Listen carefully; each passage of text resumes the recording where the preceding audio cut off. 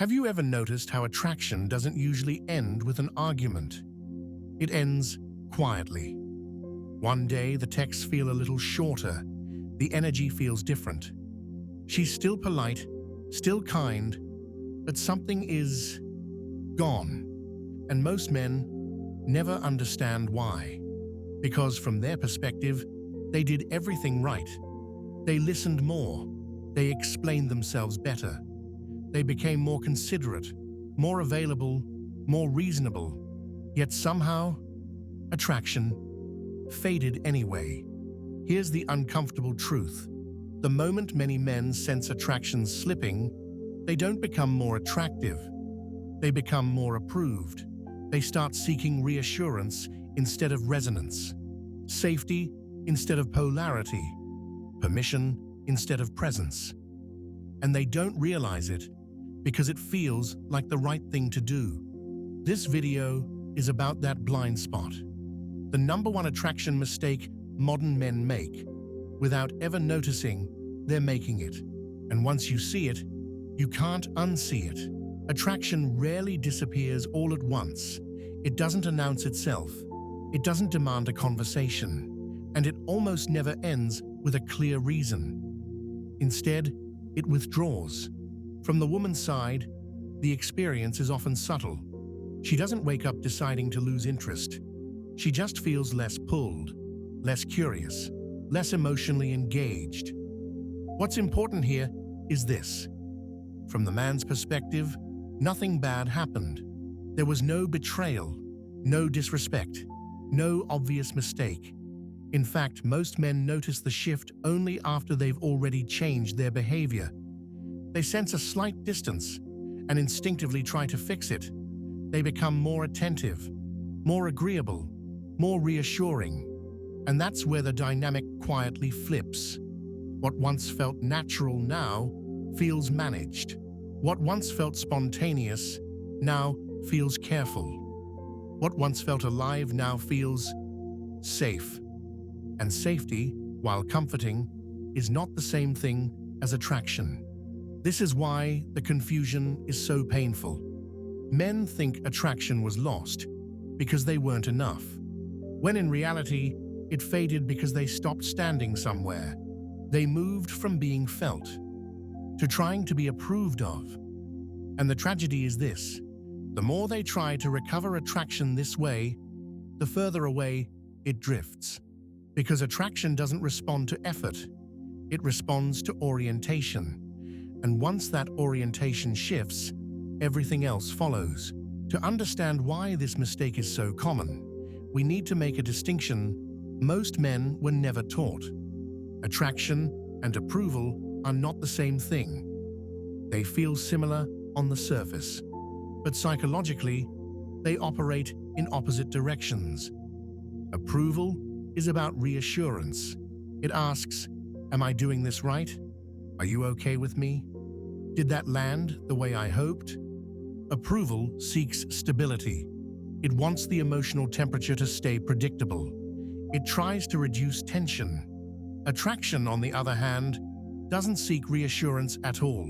Attraction is a response. It emerges when someone is grounded in themselves, when there's direction, presence, and emotional polarity. Here's where things go wrong. When a man feels attraction slipping, his instinct is to correct, to explain more clearly, to be more considerate, to smooth over anything that might cause friction. From a logical standpoint, this makes perfect sense, but attraction doesn't run on logic. The moment a man starts orienting his behavior around being accepted, he shifts the emotional center of gravity away from himself. Instead of expressing, he starts managing. Instead of leading with presence, he starts checking for permission. And that shift is felt immediately, even if nothing is said.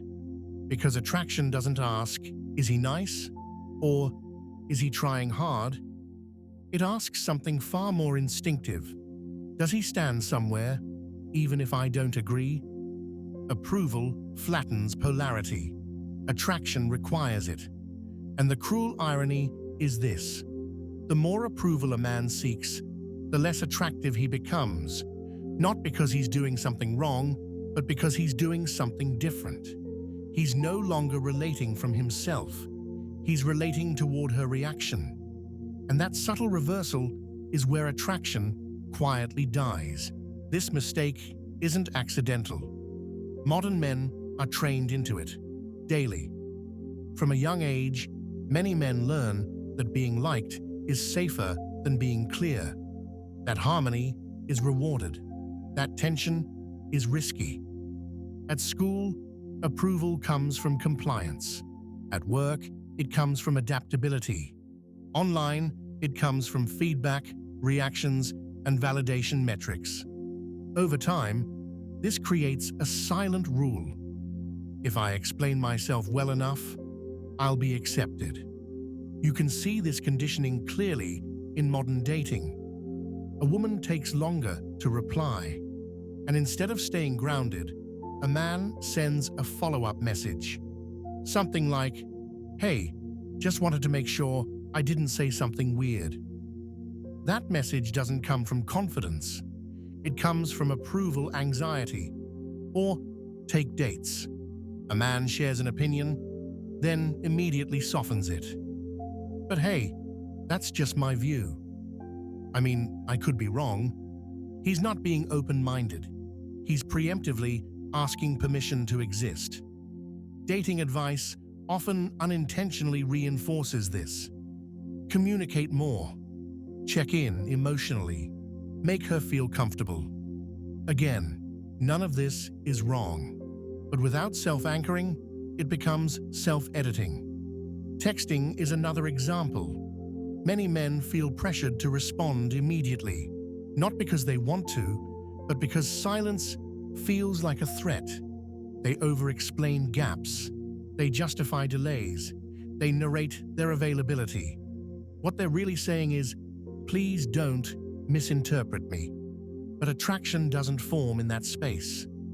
Attraction forms when someone can tolerate being misunderstood without rushing to correct it, when someone holds presence instead of managing perception. The deeper fear underneath all of this is simple.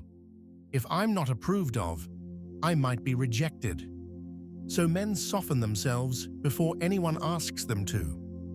They negotiate before conflict exists. They explain before being questioned. And in doing so, they quietly trade orientation for validation. The tragedy is this: most men aren't afraid of women. They're afraid of losing approval. And in protecting approval, they abandon the very thing that made them attractive in the first place.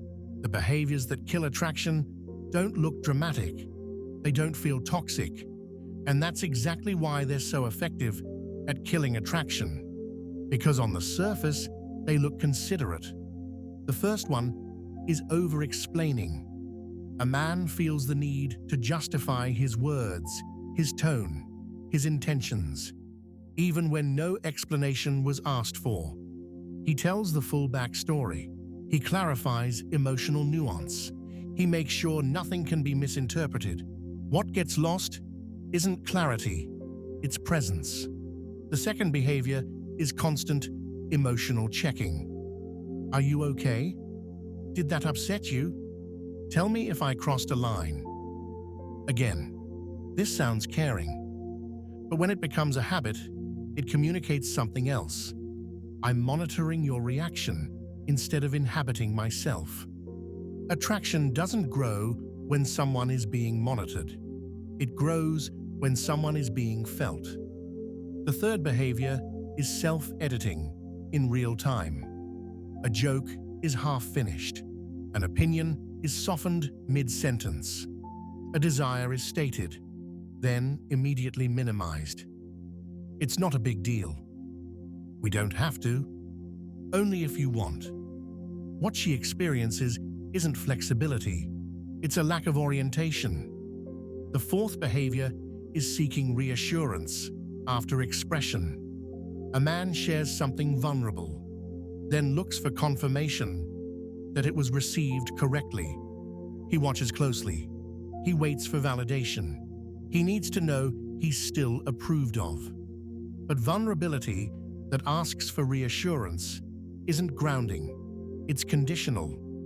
And the final behavior is avoiding tension at all costs.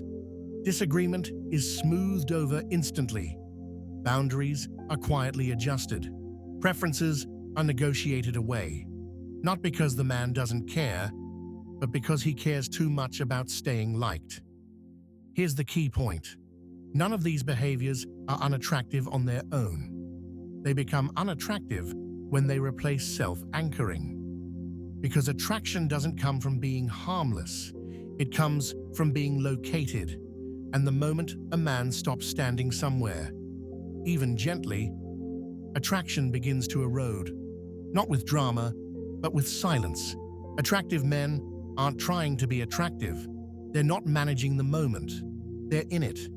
You can see this clearly in early dating. When an attractive man suggests a plan, he doesn't overframe it. He doesn't say, "We can do this, but only if you want," or "We could do something else. Totally up to you." He says something simple. "Let's grab a drink Thursday." If she can't, he doesn't scramble. He adjusts, without apologizing for having suggested anything at all. On dates, when there's a pause in conversation, he doesn't rush to fill it. He lets silence breathe. He doesn't interpret quiet as failure. He understands that presence doesn't need constant proof. When he jokes and it lands awkwardly, he doesn't immediately explain himself. He doesn't say, "I didn't mean it like that." He lets the moment pass, trusting that not every reaction defines him. When he expresses interest, he does it cleanly. "I like you." No disclaimers, no hedging, no retreat built into the sentence. And if the interest isn't returned at the same intensity, he doesn't bargain. He doesn't ask what he should do differently. He doesn't try to earn attraction through effort. Texting shows the difference most clearly. An attractive man doesn't narrate his availability. He doesn't explain why he was busy. He doesn't apologize for having a life. He responds when he responds and stays warm, not anxious. If a woman takes longer to reply, he doesn't chase the gap. He doesn't send a follow-up to stabilize his own nerves. Because he's not relating toward her reaction. He's relating from himself. This doesn't make him distant. It makes him stable. And stability, when paired with self-expression, creates polarity. That's the real difference. Attractive men aren't withholding. They're not playing games. They're simply not outsourcing their center.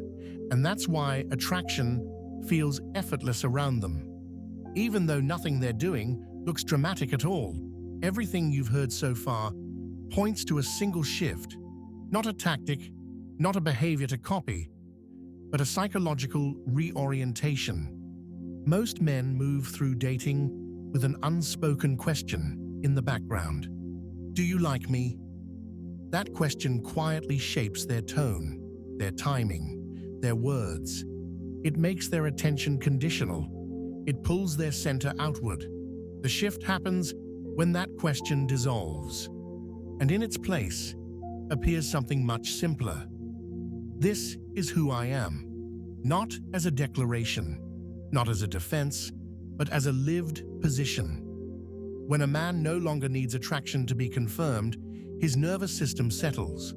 He stops scanning for signals. He stops adjusting mid-expression.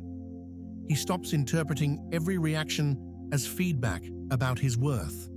And that internal settling is felt immediately, because attraction isn't sparked by clever lines.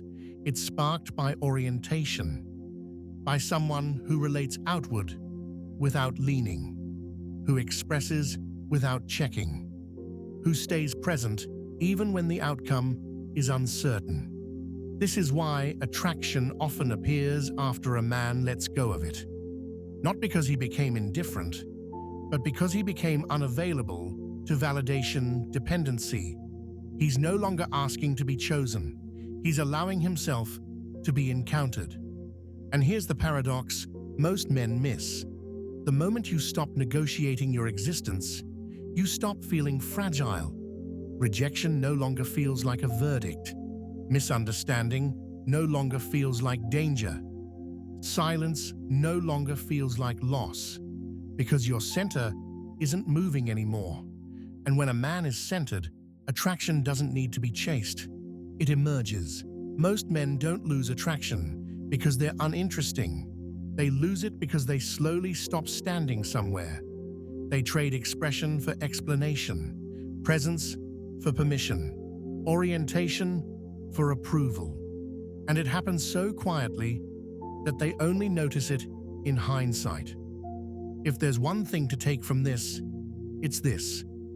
Attraction is not something you earn by being acceptable. It's something that emerges when you're anchored in yourself. The moment you stop trying to be chosen, you become choosable. Not because you changed who you are, but because you stopped negotiating it. And that shift isn't loud. It's felt.